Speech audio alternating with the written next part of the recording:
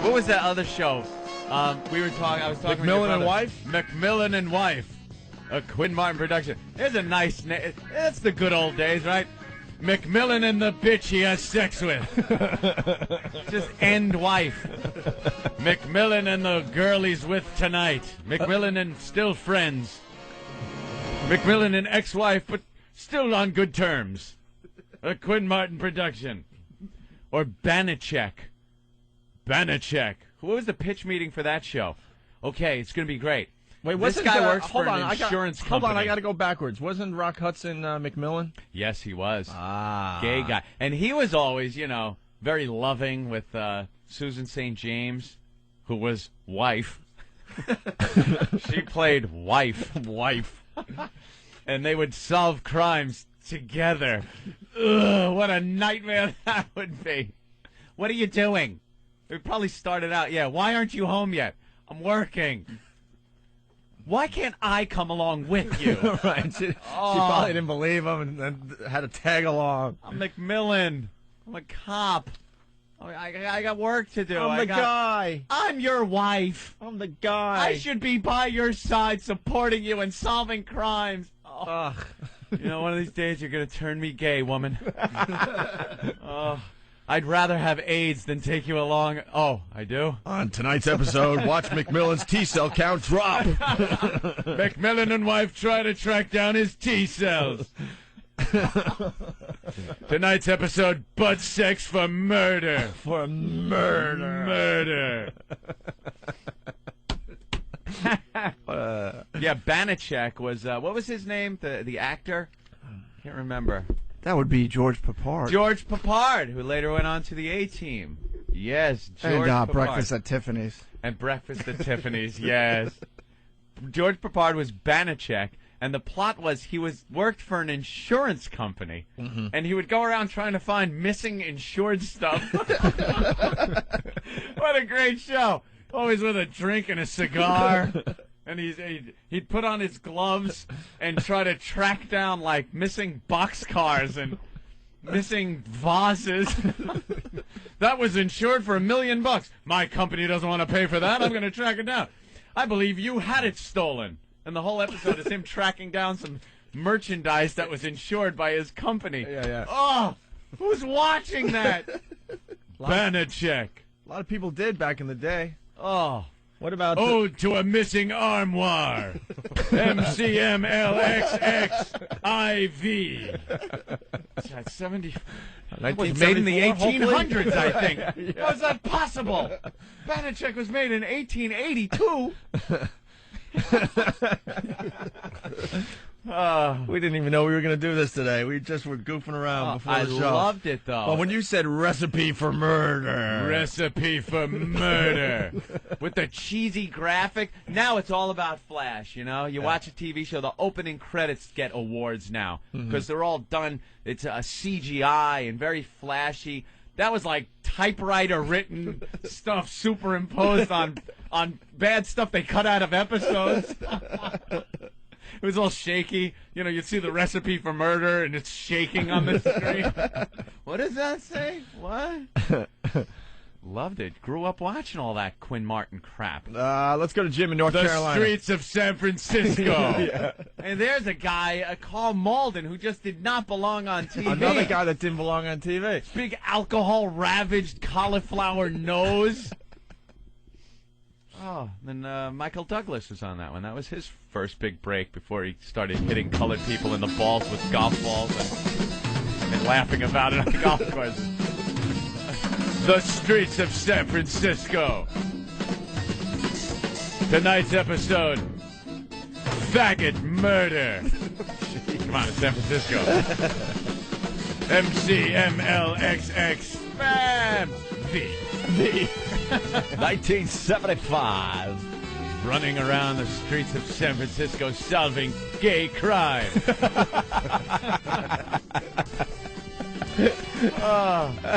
Cross-dressing murder. All the groovy music. Solving gay crime. Gay crime in San Francisco.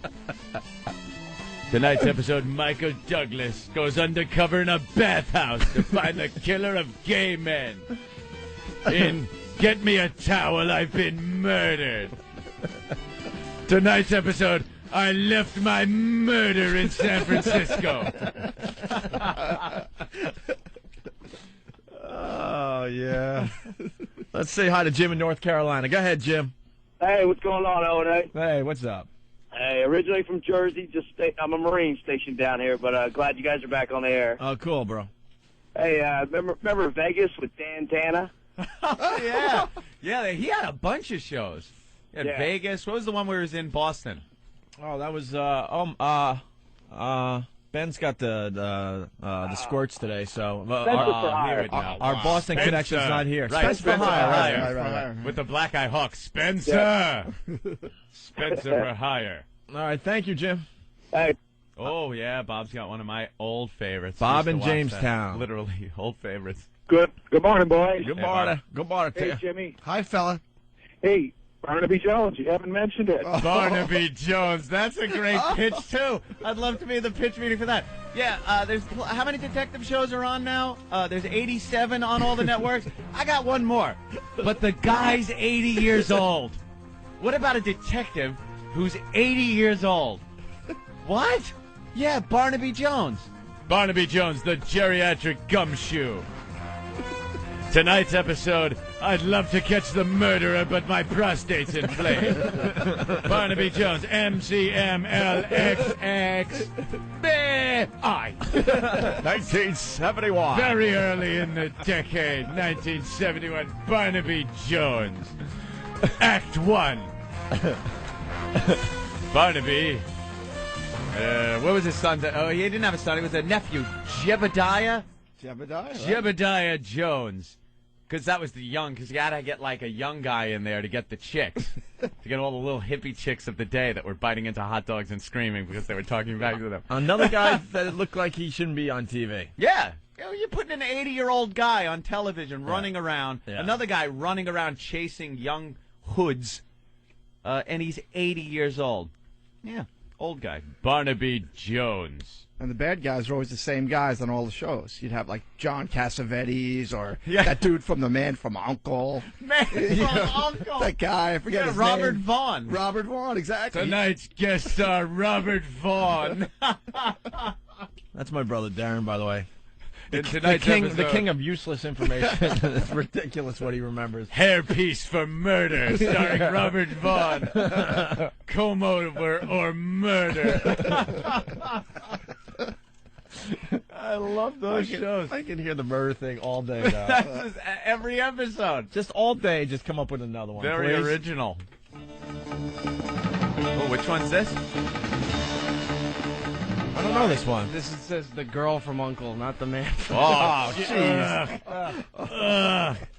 Thought I was going to hear one of the classics. The girl on her uncle. That stinks. Was that an actual TV show? Barnaby Jones. Let's go to Wayne and Tonight's PA. episode, was Hold it on. murder or did I just forget? Wayne, what's up? Hey, what's going on, guys? Hey. Hey, you're missing one. Don't forget Hawaii 5-0 there. Book them, Dano. Yeah, that was a good one. That was another Hawaii. one when they had those stupid car phones there. It was like a receiver from a rotary phone there. Just yanked it out the window. Yeah, they would pull like regular phones and they'd be in their car talking on the phone. But as a kid, it was like, this is the coolest guy ever. I used to think Mannix was like the coolest guy ever. Detective, womanizing, kind of drinking, smoking, and that $100 a day plus expenses. It's just like, God, he's raking in some heavy-duty cash. Beginning, he's running across that bridge. Someone's chasing him. Not afraid to run, Mannix. Mannix. Run away for murder. Oh, yeah. Real jazzy. They'd always end up trying to get information in those lounge-like, lowly lit clubs with the red candle on the table and the big button-tuck red couches. They'd sit down with a martini. Spill it. Spill it.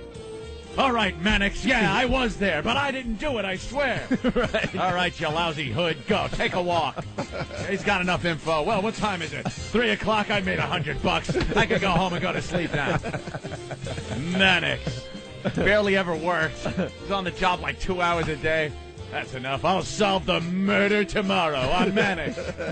MCMLXX.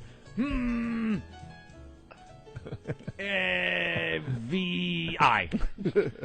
1976. Oh, very good.